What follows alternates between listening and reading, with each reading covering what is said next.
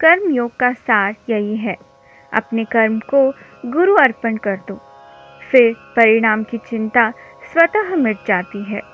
जब कर्म गुरु की प्रेरणा से होता है, तब वही कर्म योग बन जाता है और जीवन साधना। गुरु सिखाते हैं, कर्म करते रहो पर कर्म में लिप्त मत हो। यही कर्मयोग की सच्ची साधना है। नमस्कार, आप सभी का स्वागत है। अध्याय 19 भाग 2, कर्मयोग और सद्गुरु की शिक्षा। सद्गुरु विना जन्म निर्पल, सद्गुरु विना दुख सकल, सद्गुरु विना तलमल जाना नाही। अर्थात जो जीव अज्ञान की दिशा में भटकता रहा है, उसका जन्म तभी सार्थक होता है जब उसे सद्गुरु की प्राप्ति होती है। जिन्हें जीवन में गुरु नहीं मिलते, उनके लिए जन्म जन्मांतर तक दुख निश्चित है। साधक को यदि शांति और समात्व की प्रवृत्ति चाहिए तो सद्गुरु आवश्यक है। जो व्यक्ति गुरु मार्ग से वंचित है, वे असंतोषपूर्ण जीवन जीते हैं। इसी विचार से उस दिन की घटना पर मनन करते हुए श्री रामकृष्ण साधना में लीन रहे। इस प्रकार अनुभवों के साथ निरंतर वे साधना में स्थित रहे। चौथे श्रावण सोमवार के दिन उपवास होने से भोजन नहीं मिला। अगले दिन 12 अगस्त शुक्ल पक्ष की चौथी श्रावण तिथि अर्थात श्री कृष्ण जन्माष्टमी थी। उस दिन भी प्रसाद न मिलने के कारण उन्होंने बिना भोजन के साधना की। भिक्षा के लिए जाना चाहते थे, पर गांव बहुत दूर था। नियमों में व्यवधान ना हो, इसलिए उन्होंने भूख प्यास के ज्ञान को पार कर लिया। तीसरे दिन पुजारी भगवान की पूजा समाप्त करके कहीं और चले गए। उस दिन भी उपवास ही रहा। आंखें खुली नहीं रह पा रही थी। अन्न का एक दान तक ना मिलने से चिंताजनक स्थिति उत्पन्न हो गई। इधर मौसम की प्रतिकूलता से शरीर पर प्रभाव पड़ने लगा। आंखों में अंधकार छाने लगा। कमजोरी से बैठे बैठे तीसरी रात 5 ब्राह्मण ऋषि प्रकट हुए। उन्होंने अपने कमंडल में से जल डालकर पीने का संकेत किया, फिर वे अदृश्य हो गए। वह तीव्र जल पीते ही श्री रामकृष्ण के शरीर में पारदर्शी चेतना शक्ति प्रवहित हुई। भूख प्यास का ज्ञान मिट गया। 3 दिन तक बिना भोजन के सहज रूप से स्थिति स्वीकार करते हुए वे ध्यान में स्थिर रहे। यह देखकर अगले दिन पुजारी को भगवान पर उनकी निष्ठा का अनुभव हुआ और उनके प्रति श्रद्धा जागी। वह भी उनसे कुछ सीखने की इच्छा करने लगे। अंतिम श्रावण सोमवार के दिन उस गुरलिंग पुजारी ने श्री रामकृष्ण से कर्म योग पर प्रवचन देने का अनुरोध किया। उनका आध्यात्मिक प्रेम वहां उपस्थित सभी लोगों के लिए भी लाभकारी सिद्ध हुआ। उनके वचनों में स्त्री, सोना और मिट्टी के प्रति मोह रहित क्रियाशीलता थी। जो उनके जीवन का अनुकरण करे वह लक्ष्य प्राप्त कर सकता है, ऐसा अनेक साधु मानने लगे। एक दिन उन्होंने कर्म योग पर प्रवचन दिया। उन्होंने संस्कृत वचन से कहा, संसार में 2 प्रकार की निष्ठाएं हैं। पहली साधकों के लिए कर्म योग, दूसरी ज्ञानी पुरुषों के लिए ज्ञान योग से उत्पन्न सांख्य योग। ये दोनों मार्ग आदि काल से चले आ रहे हैं। जो निश्चल ब्रह्म में तालीन होकर भी भय रूप में लोकचार करते हैं, वे ज्ञान योगी कहलाते हैं। वे बाहर से सामान्य मनुष्य प्रतीत होते हैं, परंतु उनकी आत्मावस्था विलक्षण होती है। जब कोई ब्रह्म स्वरूप हो जाता है, तब उसके द्वारा किए गए कर्म ज्ञान योगी कर्म कहलाते हैं। स्पष्ट रूप से कहें तो पका हुआ भोजन और स्वयं पकाकर खाया हुआ भोजन दोनों से तृप्ति समान होती है। अर्थात साधना के दोनों मार्ग फल में एक ही है। उपासना उपासक की योग्यता पर निर्भर करती है। उसी के अनुसार फल प्राप्त होता है। जो कार्य नहीं करता वह सिद्ध नहीं हो सकता। जैसा ज्ञान निष्क्रिय व्यक्ति को प्राप्त नहीं होता। इच्छा रहित स्थिति आने तक परिश्रम और प्रयास आवश्यक है। निस्संदेह कोई मनुष्य बिना कर्म के रह नहीं सकता, क्योंकि यदि वह कहे मैं कर्म नहीं करूँगा तो भी आंखें देखती है, मुंह बोलता है, मन संकल्प विकल्प करता है, भूख प्यास जागृत स्वप्न अवस्थाएं स्वतः उत्पन्न होती है। अतः वे सब प्रकृति के गुणों से स्वाभाविक रूप में उत्पन्न होते हैं। इसलिए मैं कर्म त्याग कर दूंगा कहना डोंग है।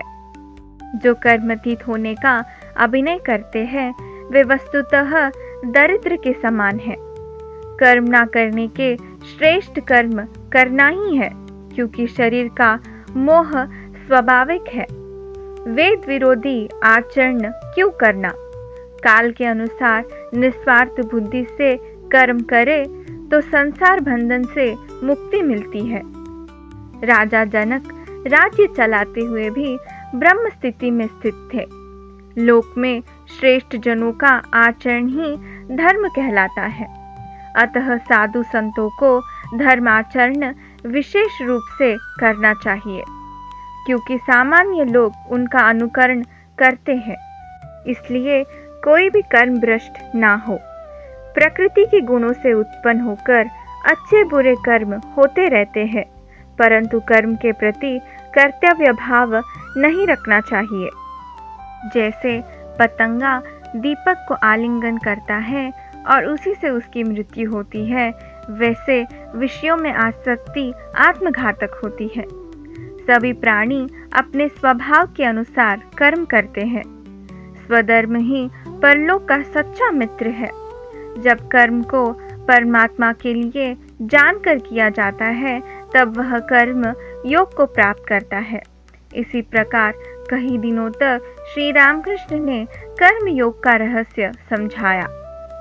उसके बाद मध्महेश्वर क्षेत्र के साधुओं ने प्रेम सद्भाव और भक्ति से श्री रामकृष्ण को नमस्कार करना प्रारंभ किया।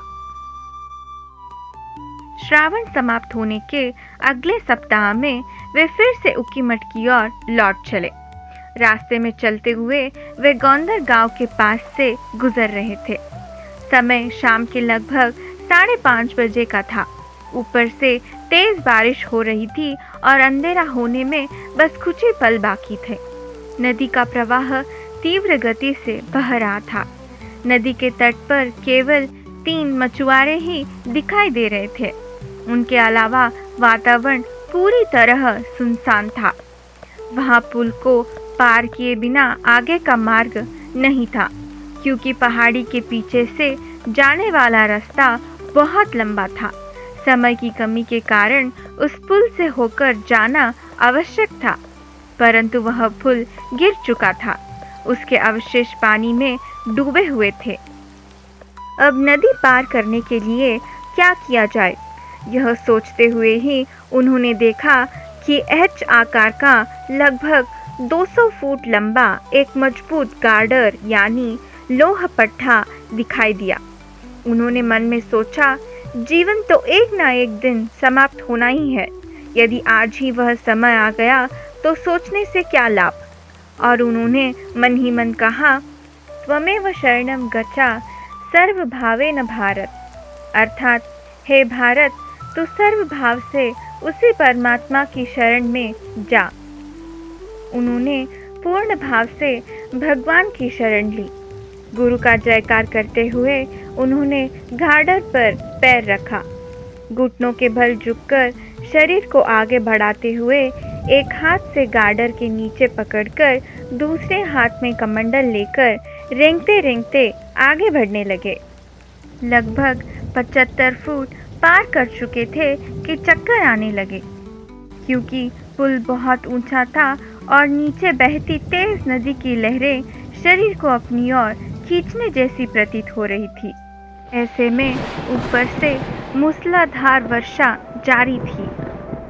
गार्डर को पकड़ते पकड़ते आगे बढ़ते हुए धीरे धीरे आंखों में अंधकार छाने लगा।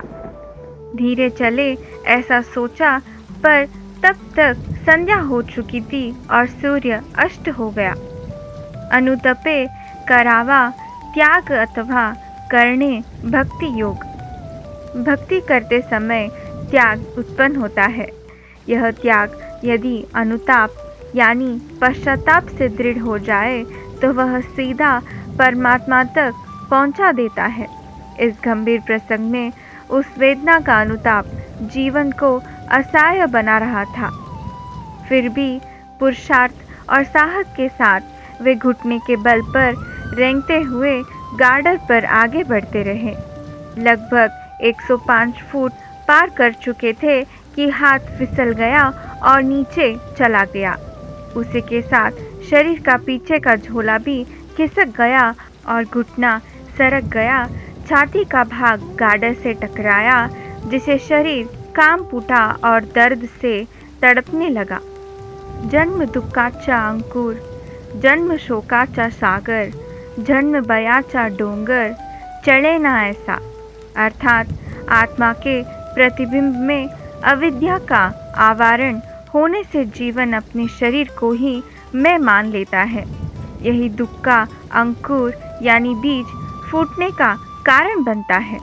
चाहे कितना भी प्रयास कर ले, शोक मिटता नहीं। वह एक विशाल पर्वत की तरह बढ़कर भयावह बन जाता है। यह सोचकर श्री रामकृष्ण ने मन को स्थिर किया और बुद्धि को पूर्व स्थिति में लाने का साहस किया। फिर धीरे धीरे छाती के बल रेंगते हुए आगे बढ़ने लगे। तभी तेज आंधी चलने लगी। झाड़ियां और पेड़ों की डालियां टूट टूट कर गिर रही थी। ऊंचे पुल पर हवा इतनी जोर से चल रही थी कि एक हाथ से गार्डर पकड़ने के कारण शरीर का पूरा भार उसी हाथ पर आ रहा था। दूसरे हाथ में कमंडल था और परिस्थिति के कारण धैर्य टूटने लगा। अब उन्होंने सोचा, अब शरीर की चिंता करने की आवश्यकता नहीं, सब कुछ सद्गुरु को अर्पित है। जब यह शून्य की चरमावस्था आई, तभी सद्गुरु नरसिंहेश्वर महाराज प्रत्यक्ष रूप में प्रकट हुए। उनकी आंखों से आनंद की आंसू झरने लगे। उन्होंने श्री रामकृष्ण का हाथ पकड़कर ऊपर उठाया और अभय हस्त दिखाते हुए कहा, हे पुत्र, कल्याण का आचरण करने वाला कोई भी व्यक्ति कभी दुर्गति को प्राप्त नहीं होता। उन्होंने कहा, हे शिष्य, जो लोक कल्याण के लिए कष्ट सह रहा है, उसे किसी प्रकार की हानि होने नहीं दूंगा, निश्चिंत रहो। और ऐसा कहकर उन्होंने श्री रामकृष्ण का हाथ पकड़कर पुल पार करवाया। जब वे उन्हें पार करा रहे थे, नीचे खड़े मछुआरों ने यह दृश्य देखा। अदृश्य शक्ति के दर्शन ना होते हुए भी केवल उन्हें पुल पार करते देख वे भय से चिल्लाने लगे, गिर जाएगा, वापस आओ। नदी किनारे के लोग भी यह देखकर वहां इकट्ठा हो गए।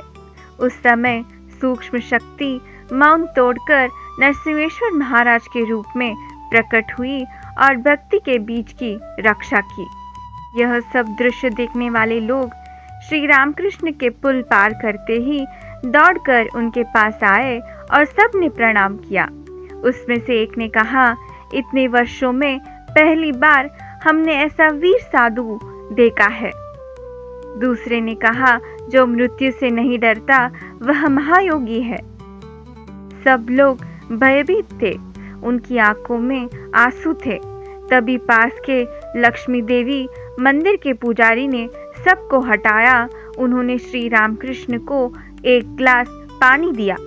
मंदिर के एक कमरे में विश्राम करने के लिए आमंत्रित किया और चाय लाने चले गए। इस बीच श्री रामकृष्ण ने वर्षा से भीगे वस्त्र उतारकर सूखने के लिए टांग दिया।